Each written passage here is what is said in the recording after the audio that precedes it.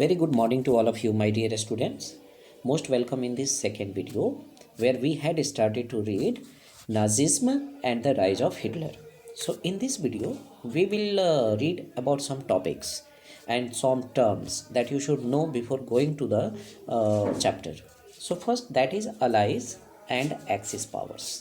So first of all second world war में ऐसा था कि अलाइज किसको कहा गया। So the allied powers were initially led by UK, यानी इसका जो लीडर था ना अलाइड पावर का, वो कौन था? यूके था, England, France.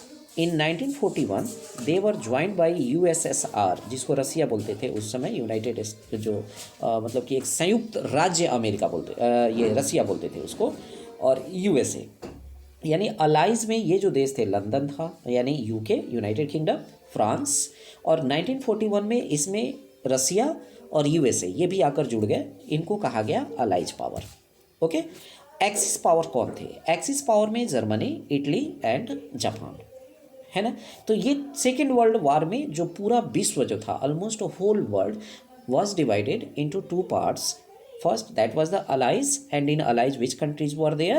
UK, France, and later on in 1941, they were joined by USSR and USA. But in First World War, something different it was. Though first party means first group was Allied powers.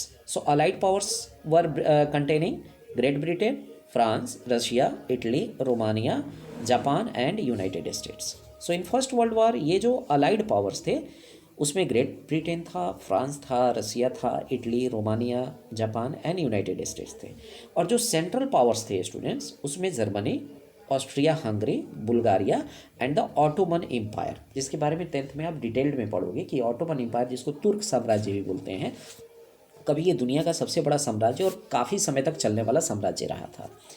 तो ये चीज़ आपको समझ में आ गई यहाँ पर कि second world war में अलाइज जो थे उनमें यूके, फ्रांस, और 1941 में उसमें दो देश और जुड़ गए, यूएसएसआर और यूएसए।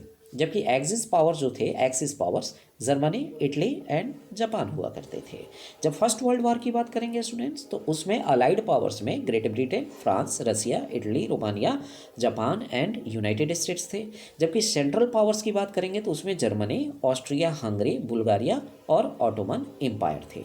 तो ये टर्म्स समझ में आ गया कि सेकेंड वर्ल्ड वॉर में पूरी दुनिया किन दो भागों में बटी हुई थी, and in first world war how the world was divided into two parts and what their names were, which countries were included in them. Okay, so in this topic we will read about the genocidal war.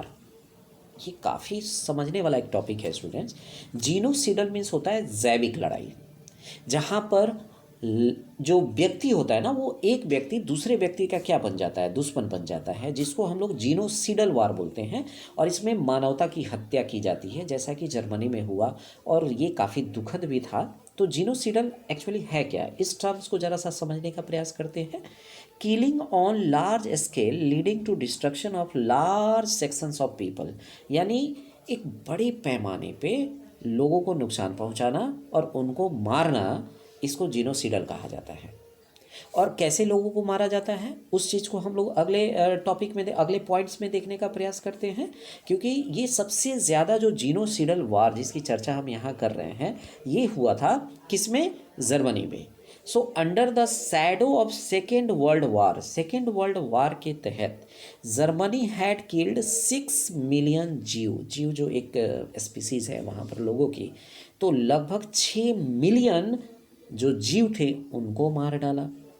लगभग 2 लाख, सी 2 lakh Gypsy जो वहाँ पर दूसरी जाति हुआ करती थी उसको मार डाला। 1 मिलियन जो था पॉलिश जो सिविलियंस थे पोलैंड से आए हुए, उनको मार डाला। 70,000 Germans who were considered mentally, यहाँ तक कि जो जर्मन वाले भी थे ना स्टूडेंट्स, जो मेंटली एंड फिजिकली डिजेबल्ड थे, यानी जो अयोग्य थे, शारीरिक रूप से अपंग थे, बूढ़े थे, जिनसे कोई कार्य नहीं हो सकता था, वैसे 70,000 जर्मन्स को भी मार डाला। और उसके अलावा इनन्यूमरेबल पॉलिटिकल ओपोनेंट, जो भी जर्मनी में जो नाजी पार्टी थी उसके जो विरोधी थे उनको भी मार डाला गया। तो आप सोच सकते हो कि जर्मनी में कितने बड़े पैमाने पर हत्याकांड हुआ था, क्योंकि जर्मनी में हिटलर का ऐसा मानना था कि हमारे यहाँ जो दूसरी जातियों के लोग हैं ना, जर्मन को छोड़ करके, यानी प्योर जर्मन जो स्पीसीज हैं उनको छोड़ करके, other the species who are living in Germany have no nationalism, have no faith in our country, and they should no right to live in our country, and that's why they were killed by Hitler.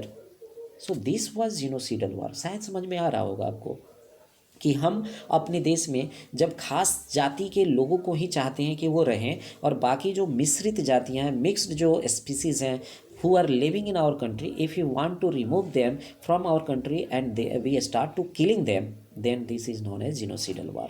और ऐसा हुआ कहाँ? Germany में, जहाँ आप देख सकते हो कि सेकेंड वर्ल्ड वार के दौरान ही जर्मनी ने लगभग 6 मिलियन जीव जाति के लोगों को मार डाला, जीव्स जिसको बोलते हैं।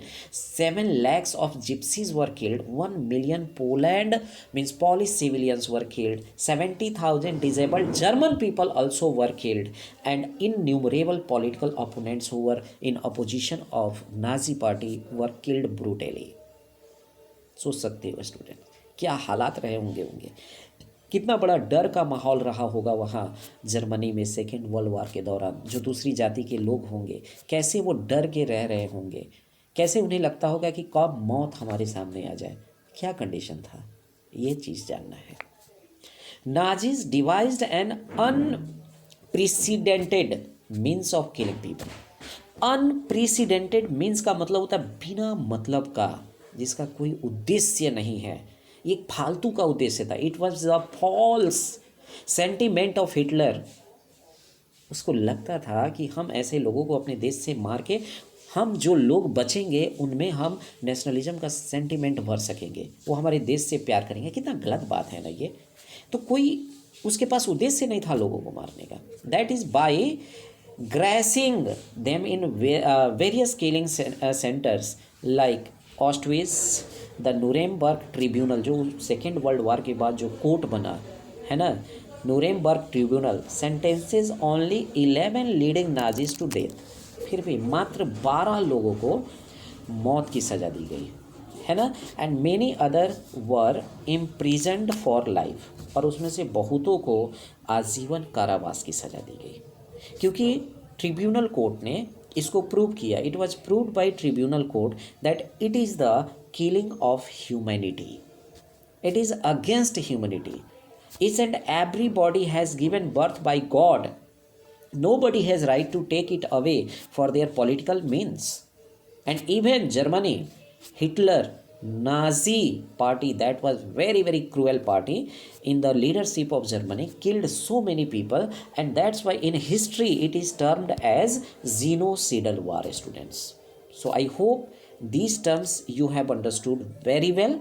So I have promised all of you this is better than the live classes where only 6 to 8 students joined in the class, and so many have so many kind of problems. But here in this video you can read wherever, whatever, and anytime you can read and prepare for your studies. Thank you students. Thank you very much.